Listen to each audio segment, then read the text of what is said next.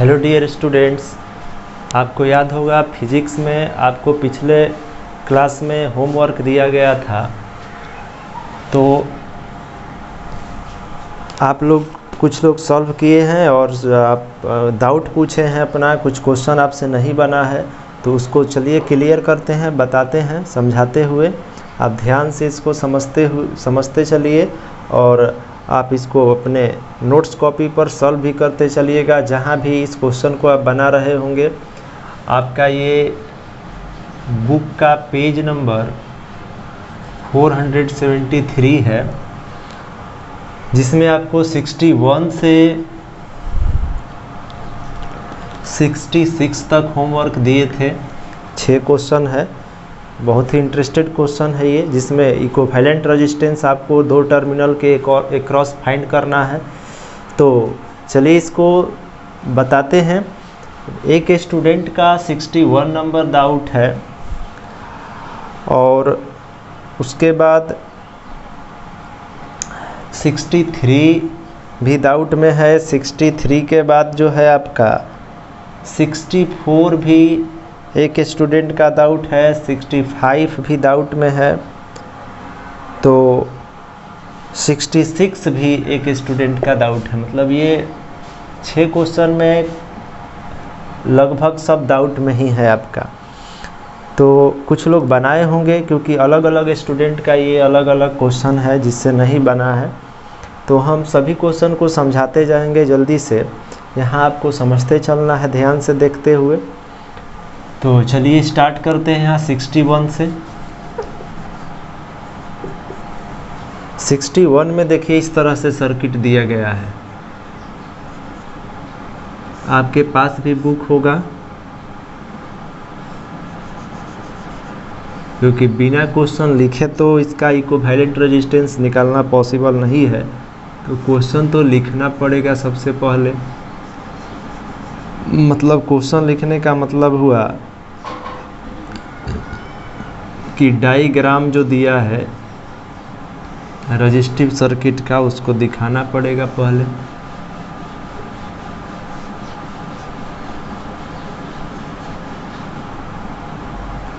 इस तरह से है ये।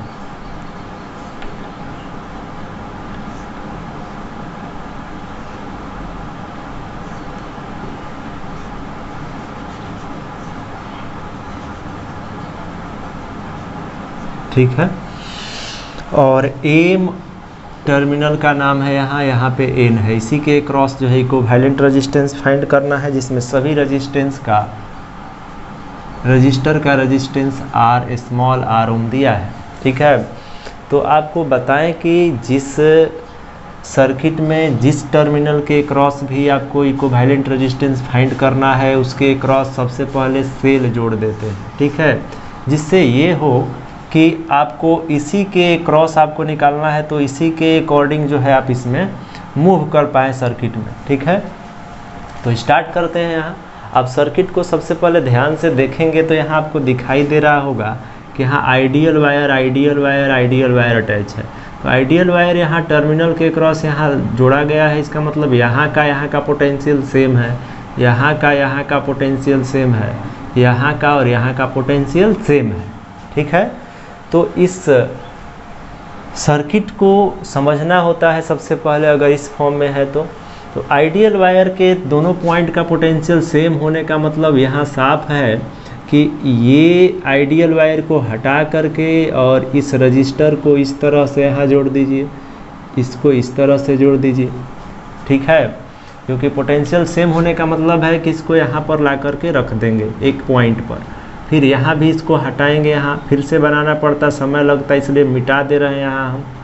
और इसको यहाँ ऐसे जोड़ दिए और इसको यहाँ ऐसे जोड़ दिए पोटेंशियल सेम होने की वजह से। तो इसको ऐसे जोड़ दिए, इसको ऐसे जोड़ दिए। अब इसको ध्यान से देखिए आप, क्योंकि इसके क्रॉस निकालना है तो बाहर से इसके अकॉर्डिंग आएंगे इधर के तरफ। तो देख रहे हैं ये आपस में पैरेलल है, ये आपस में पैरेलल है। उसके बाद फिर सीरीज में हो जाएगा, ये आपस में पैरेलल है। उसके बाद देखिए ध्यान से, पैरेलल है तो इसका इक्विवेलेंट रेजिस्टेंस क्या हो जाएगा आपस में, R/2। ये पैरेलल है तो क्या हो जाएगा R/2। पैरेलल का हो गया R/2 R/2, उसके बाद सीरीज में है तो सीरीज में R/2 प्लस R/2 R हो जाएगा। तो ये इतने का, ये 1 2 3 चारों रजिस्टर का इक्विवेलेंट रेजिस्टेंस R आ गया। ये भी पैरेलल है, ध्यान से समझना है। ये 1 2 3 4 का इक्विवेलेंट रेजिस्टेंस R आ गया। तो ये R और ये R आपस में तीनों पैरेलल में है, तो RMN क्या आ जाएगा, 3 रजिस्टर आपस में R पैरेलल हैं तो R/3 हो जाएगा ओम। आंसर हो गया ये R/3 ओम। आंसर दिया भी है 62। देखिए एम है, 2 ओम का रजिस्टर है, 12 ओम का रजिस्टर है, 7 ओम का रजिस्टर है, 2 ओम 12 ओम 7 ओम। ऐसे ही यहाँ 3 ओम का रजिस्टर है। आपको सर्किट को समझना है, अगर समझ में आ गया किस तरह से है, इसमें पैरेलल और सीरीज का कॉम्बिनेशन समझ में आ गया, कब कौन सा रूल यहाँ यूज हो रहा है, यूज करना है, ये समझ में आ गया तो बहुत आसान होता है ये। इसको सॉल्व करने का इच्छा शक्ति होना चाहिए कि सॉल्व करना है इसको। ध्यान से समझते चलिए। अभी क्वेश्चन लिख रहे हैं यहाँ 3 ओम है, ये एम है, ये एन है।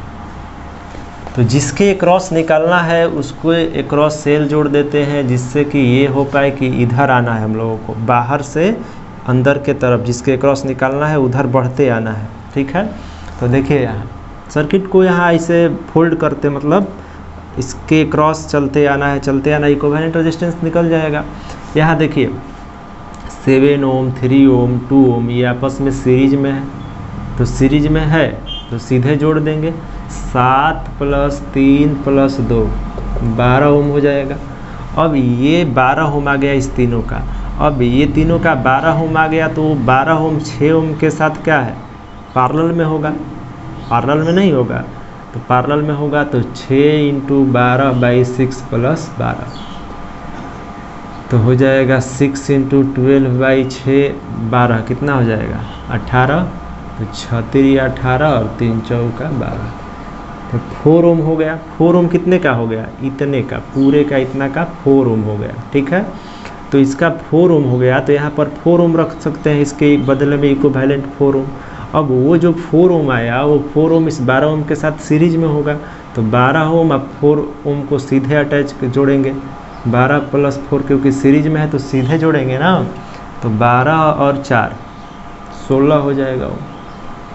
तो मतलब इतने पार्ट का 16 ओम आ गया, तो 16 ओम जो आया इतने पार्ट का, वो 16 ओम इस 16 ओम के साथ पैरेलल में होगा। नहीं देख रहे हैं, ये 16 ओम आ गया पूरे का, तो 16 ओम इस 16 ओम के साथ पैरेलल में सीधा दिखाई दे रहा है।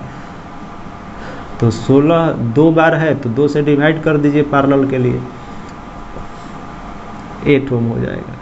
तो वो 8 ओम इस 4 ओम के साथ सीरीज में हो जाएगा, इतने पूरे का इतने का 8 ओम आ गया ना यहाँ, तो 8 ओम इस 4 ओम के साथ सीरीज में है, तो 8 4 फिर 12 हो गया। तो ये 12 ओम जो है इतने का आ गया, इस पूरे का आ गया 12 ओम, तो इतने का 12 ओम आ गया, तो इस 6 ओम के साथ पैरेलल में होगा, तो 12 और 6 पैरेलल होगा, तो 12 6 पैरेलल था तो 4 ओम आया है। फिर से निकाल सकते हैं आप, 12 × 6/12 + 6, तो इतने का 12 ओम आया है, यहाँ लिख दे रहे हैं। तो 12 × 6/18 6 × 18 3 × 4 = 12, 4 ओम वहाँ भी आया, 4 ओम यहाँ आ गया। तो अब ये आ गया इतने का 4 ओम, अब वो 4 ओम इस 2 और 3 के साथ सीरीज में होगा, तो सीधे जोड़ दीजिए, RMN आ जाएगा, 2 प्लस इतने का आ गया 4 प्लस ये 3, तो 4 2 6 और 3 9 ओम आ गया। आंसर भी आ रहा है 9 ओम। इसको सॉल्व करिए, जल्दी से नोट करना ज़रूरी है। ऐसे ही क्वेश्चन नंबर 63 है, लगभग आप सब पूछ ही चुके हैं, आप लोग सब लोग मिलकर देख लीजिए, बता दे रहे हैं सब, बहुत आसान है ये।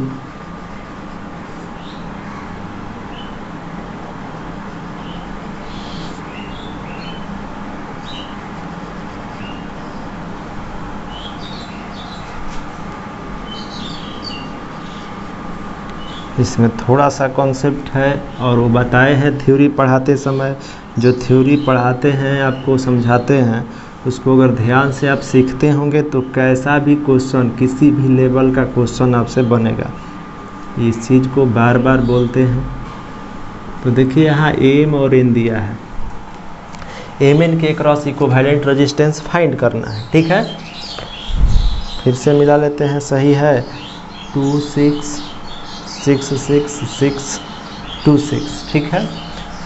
अब यहाँ एक कॉन्सेप्ट है कि यहाँ आइडियल वायर को अटैच किया गया है, तो जैसे ही सेल यहाँ अटैच करते हैं तो करंट दौड़ने लगता है, इसमें मूव करता है, तो करंट बटेगा, यहाँ से कितना बटेगा उससे मतलब नहीं है, करंट तो जाएगा। तो जैसे ही इस सर्किट में करंट आएगा, जितना भी करंट आ रहा हो, तो वो इस रजिस्टर से होकर नहीं जाएगा, आइडियल वायर से होकर चला जाएगा, मतलब रजिस्टर में करंट नहीं जाएगा।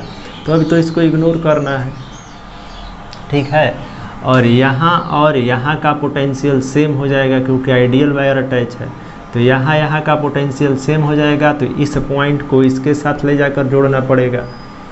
समझिए ध्यान से, अब आइडियल वायर न बचा, यहाँ करंट इधर से होकर पास कर जाएगा, तो आइडियल वायर के पॉइंट का पोटेंशियल सेम होता है,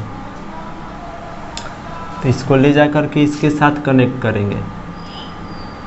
इसके साथ कनेक्ट करने का मतलब ये वाला भी इसके साथ हो जाएगा, मतलब ये इसके साथ चला जाएगा और ये भी इसके साथ चला जाएगा। ध्यान से इसको समझना है। यहाँ पे हम लोग देख रहे हैं कि करंट इलेक्ट्रिसिटी जो है इधर अगर जा भी रहा है तो यहाँ से इस रास्ते ऐसे चलते हुए फिर वापस आ जाएगा जहाँ से चला है।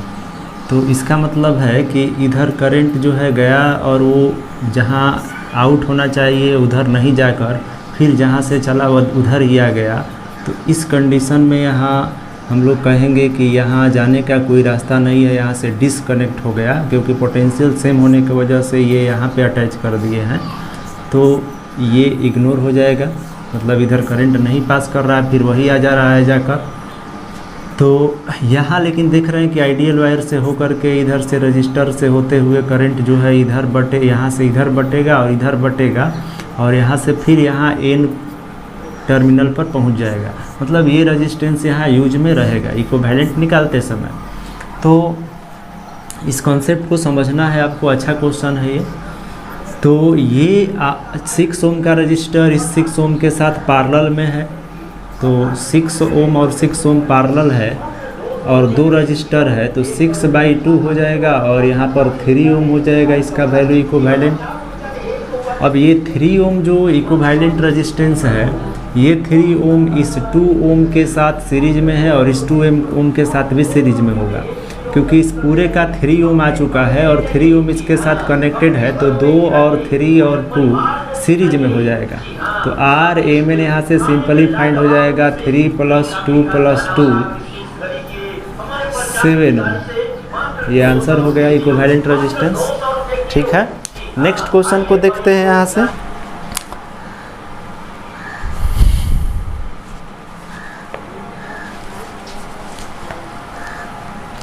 तो नेक्स्ट क्वेश्चन 64 है, 64 को देखते हैं यहाँ से, इसको मिटाते हैं पहले।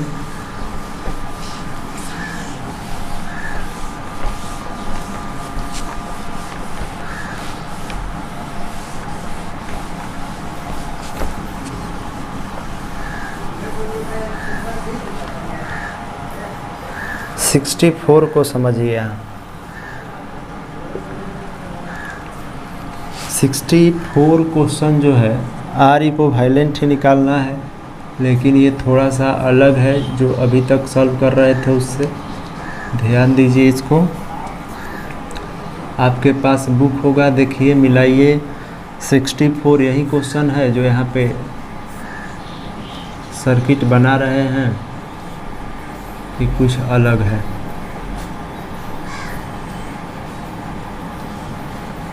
यही होना चाहिए।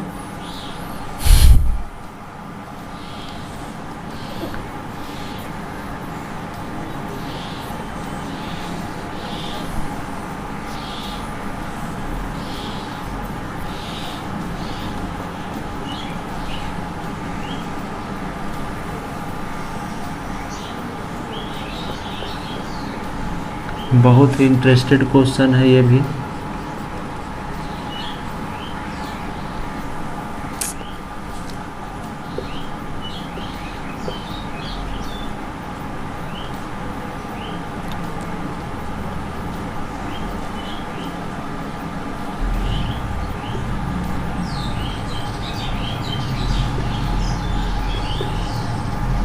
एम और एन टर्मिनल है ये, और इसी के cross equivalent resistance find out करना है। तो चलिए देखते हैं, यहाँ से ध्यान से समझना है इसको।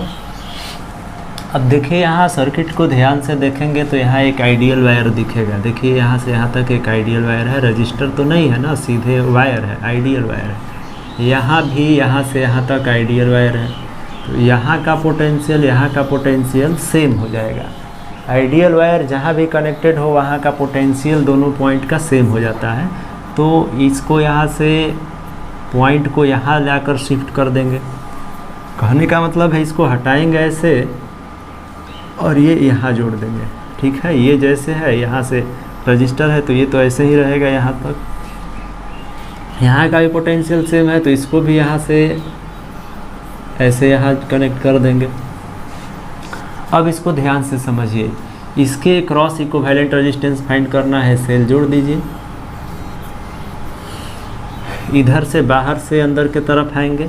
देख रहे हैं कि इस पैरेलल है, उसके बाद ये पूरा सीरीज में है। तो पैरेलल है तो 12 और 12 ओम का रजिस्टर पैरेलल है तो 12/2 कर देंगे तो हो जाएगा आपका 6 ओम। अब ये 6 ओम जो है इस 3 बार दो जो 2 ओम है सीरीज में है 6 ओम, तो 6 और 2 8 और 2 10 2 12, टोटल 12 ओम हो गया इतने का। 12 ओम जो है इस 12 ओम के साथ पैरेलल है, क्योंकि इस पूरे का 12 ओम आ गया तो ये पूरा जो है इसके साथ पैरेलल होगा। तो फिर 12/2 करेंगे तो 6 ओम आएगा। तो 6 ओम आ गया ये इतने का, 1 2 3 4 5 6 इतने रजिस्टर का 6 ओम इक्विवेलेंट रेजिस्टेंस आ गया। अब ये जो 6 ओम आया इतने का, वो 6 ओम इस 2 2 2 के साथ सीरीज में होगा तो 6 इतने का है, 6 और 2 8 8 2 10 2 12, मतलब फिर 12 ओम आ गया। अब ये जो 12 ओम है इतने का आ गया, इस पूरे का 12 ओम आ गया तो 12 ओम इस 12 ओम और इस 12 ओम के साथ पैरेलल है तो 12 ओम आ गया इस टोटल का, इतने पार्ट का 12 ओम आ गया। तो ये 12 ओम इस 12 ओम और इस 12 ओम के साथ 3 पैरेलल हो जाएगा ना, 12 ओम 12 ओम 12 ओम पैरेलल है।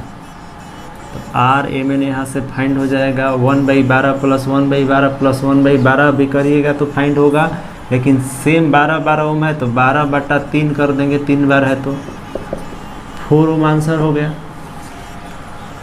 समझ में आया होगा। इसको लिखते चलिए, इसी तरह समझते हुए खुद से बनाइए आप। ठीक है, जब बता लेते हैं समझ में आ जाता है। तो 65 देखिए इंटरेस्टेड क्वेश्चन है। 65 में इस तरह से है।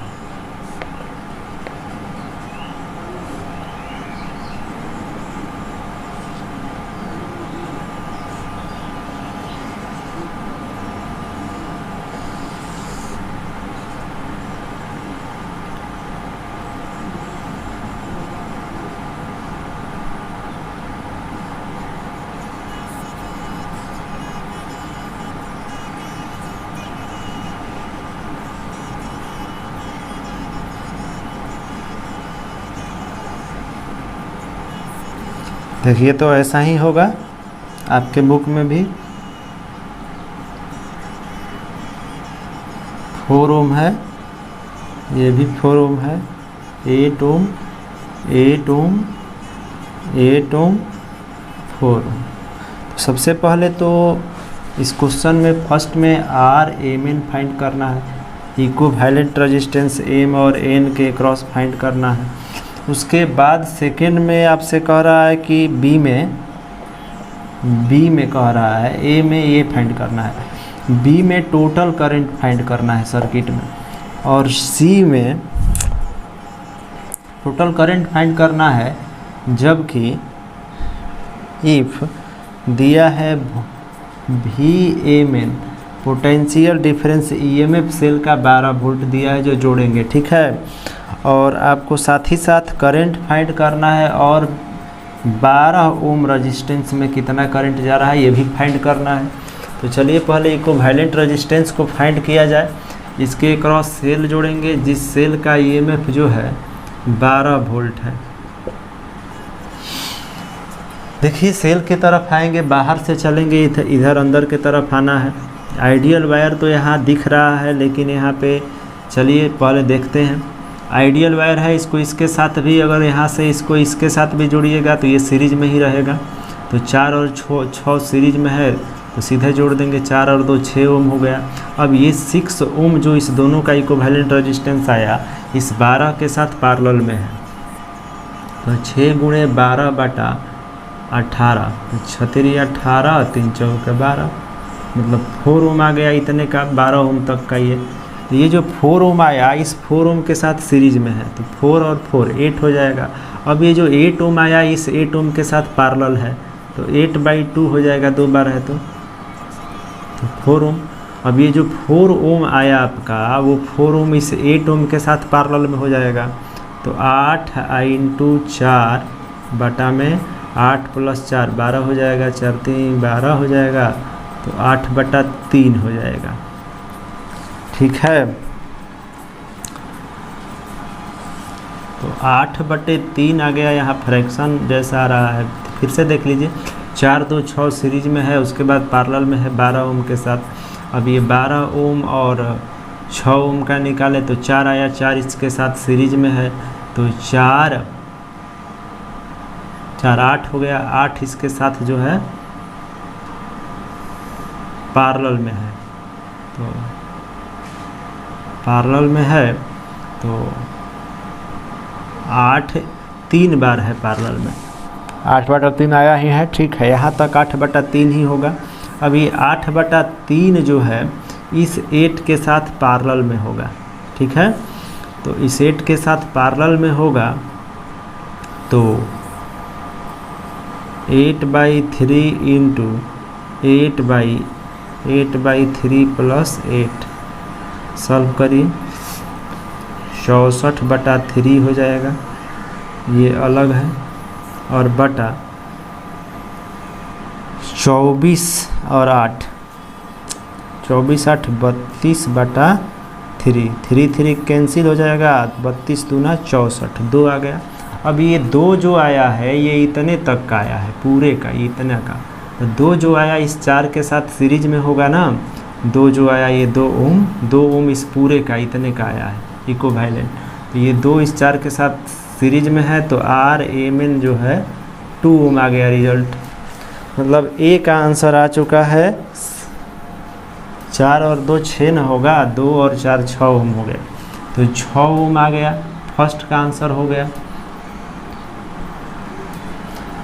अब बी का वैल्यू फाइंड करना है, जबकि टोटल पोटेंशियल में मतलब ईएमएफ दिया है, तो सिंस आप जानते हैं वी नो दैट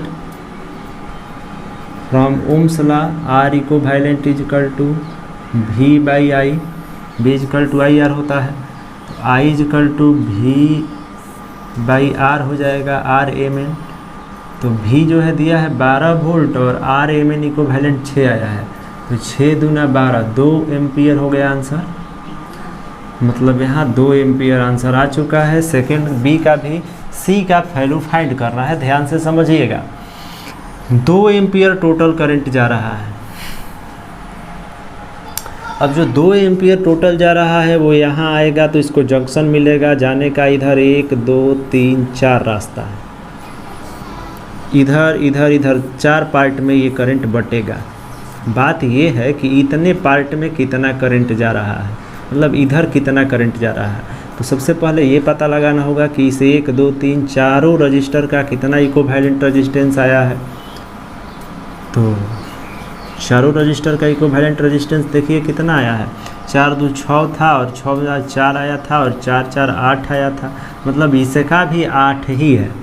इस पूरे का इक्विवेलेंट रजिस्टर 8 ही ओम है, इधर 8 है 8 है 8 है। तो 4 बार 8 ओम का रजिस्टर में बंटना है करंट को।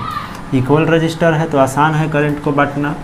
2 एम्पियर के करंट को 4 बराबर भाग में बांटना है, तो 4 से डिवाइड कर दीजिए, 2 दूना 4, 1/2 एम्पियर करंट इधर जा रहा है, 1/2 इधर, 1/2 1/2 इधर, मतलब 0.5 एम्पियर 1/2 का मतलब होगा। इधर भी 0.5, इधर भी 0.5 एम्पियर, इधर भी, और 0.5 एम्पियर इधर भी जा रहा है। तो कह रहा है कि 12 ओम वाले में कितना जा रहा है। तो 0.5 एम्पियर जब करंट यहाँ पहुँचा तो फिर बटा, इधर 6 एम्पियर है, इधर 12 एम्पियर है। तो आपको करंट 2 पैरेलल रजिस्टर में कैसे फाइंड किया जाता है बताए थे ना, 12 ओम वाले में फाइंड करना है करंट। तो आई 12 में फाइंड करना है, तो बताए थे कि इसके अपोजिट वाला रेजिस्टेंस को ऊपर रखेंगे तो 6 ओम और टोटल रेजिस्टेंस को जोड़ेंगे तो 12 + 6 इंटू टोटल करंट कितना आ रहा है, 1/2 0.5 ही ना टोटल यहाँ आ रहा है, इंटर कर रहा है 0.5, तो यही टोटल होगा। यहाँ मल्टीप्लाई कर दिए तो आ जाएगा 6 बटा यहाँ हो जाएगा 18 इंटू 1/2, 2 3 6, 3 4 3 6 18, मतलब यहाँ 1/6 एम्पियर करंट 12 ओम वाले रजिस्टर में जा रहा है, जो कि आंसर बिल्कुल सही है, 1/6 एम्पियर ही दिखा रहा है आंसर में। तो इसको समझ में आया होगा, आप इसको नोट करिए, आप खुद से इसको सॉल्व करिए, समझते हुए समझ में आ गया होगा। तो ऐसे ही क्वेश्चन नंबर देखिए आपका 66 है, इसके बाद है 66, इसको मिटा दिए, 66 को देखते हैं, लास्ट क्वेश्चन है। तब आपसे थोड़ा सा फिर आज कुछ बात करेंगे, थोड़ा सा, ज़्यादा नहीं। पहले 66 क्वेश्चन को देख लीजिए।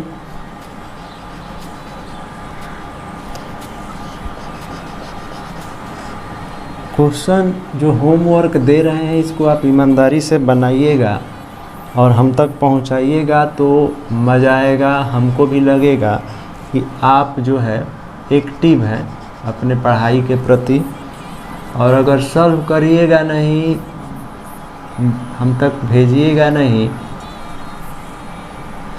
तो पता नहीं चल पाएगा कि एक्टिव है आप। हमसे ज़्यादा आपको एक्टिव रहना है, ऐसा ना हो कि उल्टा हो जाए, हम एक्टिव रहें और आप जो है इग्नोर करते हो कि मारिए ऐसे ही पढ़ाते रहते हैं, तो फिर दिक्कत हो जाएगा, छोड़ देंगे ये सब करना जो थोड़ा बहुत कर भी रहे हैं। तो ये है आपका एम और ये है आपका एन। तो चलिए इक्विवेलेंट रेजिस्टेंस फाइंड करते हैं, जबकि सबका रेजिस्टेंस का रजिस्टर का रेजिस्टेंस आर ओम है, इक्वल रेजिस्टेंस है सभी रजिस्टर का। तो इसके अक्रॉस सेल जोड़ देंगे और इसी के अक्रॉस निकालना है, तो बाहर से इधर अंदर के तरफ आते जाएंगे, निकल जाएगा इक्विवेलेंट रेजिस्टेंस। देखिए ये दोनों रजिस्टर आपस में सीरीज में है, तो 2R हो गया, R + R 2R। अब ये जो 2R आया इस R के साथ पैरेलल है, देख लीजिए पहले ये कैसे चलेंगे। ये रजिस्टर सीरीज है, सीरीज में जोड़ेंगे, फिर पैरेलल में, फिर सीरीज में, फिर पैरेलल में, फिर सीरीज में, फिर पैरेलल में, फिर सीरीज में, फिर पैरेलल में। देख रहे हैं, 2 सीरीज में, फिर इसके साथ पैरेलल, फिर सीरीज, फिर पैरेलल, फिर सीरीज, फिर पैरेलल, फिर सीरीज, फिर पैरेलल। काम हो जाएगा, आप कर सकते हैं इसको। तो मन कर रहा है इसको होमवर्क दे दें, आसान है, इसको सॉल्व करिएगा आप, समझा ही दिए क्या करना है।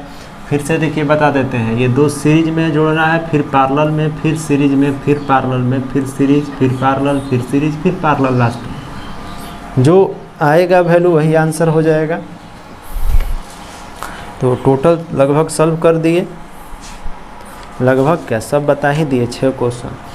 तो थोड़ा सा आपसे चर्चा कर लेते हैं, इसको लिख चुके होंगे, अभी तक बहुत कुछ बता दिए हैं, है ना। धीरे चले हैं लेकिन बताए हैं, और आपको हेडक भी नहीं लेना है, क्योंकि हम लोग थोड़ा थोड़ा करके जो पढ़ रहे हैं ये बहुत बेनिफिट होगा इसका, हम लोगों को बहुत ज़्यादा फ़ायदा मिलेगा। जो लोग बहुत तेज़ी में सिलेबस को कंप्लीट कर रहे हैं उनको कोई फ़ायदा नहीं होने वाला, क्योंकि एग्ज़ाम जो है वो थोड़ा सा डिले होगा, लेट होगा, है ना, इसमें कोई डाउट नहीं है, क्योंकि सिस्टम अगर इस तरह है तो सबके साथ है। लेकिन धीरे धीरे पढ़ना भी ज़रूरी है, क्योंकि जहाँ ये सब सही हुआ, कभी भी सही हो सकता है, किसी को नहीं मालूम है कब सही होगा। जब भी ये सब जो चल रहा है रुका है वो चलने लगेगा तो कोई ये नहीं सोचेगा कि पीछे क्या रुका था, है ना। सब लोग अफरा तफरी में जो है अपना काम करने लगेंगे, और जल्दबाजी में कोई करेगा, जो पहले जल्दबाजी में कर लिया है वो क्या करेगा, है ना, वो फिर से पढ़ेगा, फिर से स्टार्ट करना पड़ेगा उसको शुरू से, क्योंकि सब तो निपटा लिया है, करेगा क्या वो। तो यहाँ पे धीरे धीरे जो चल रहे हैं, रेगुलर क्रम बनाए हैं, आदत को बनाए हैं, पढ़ाई का एक आदत होता है, और आपको पता है कि हम लोग आदतशील प्राणी हैं, है ना, हम लोग भी एक प्राणी हैं जो कि आदत में बंधने वाले हैं। एक आदत बना लेते हैं तो उसी आदत में रहना चाहते हैं, ठीक है।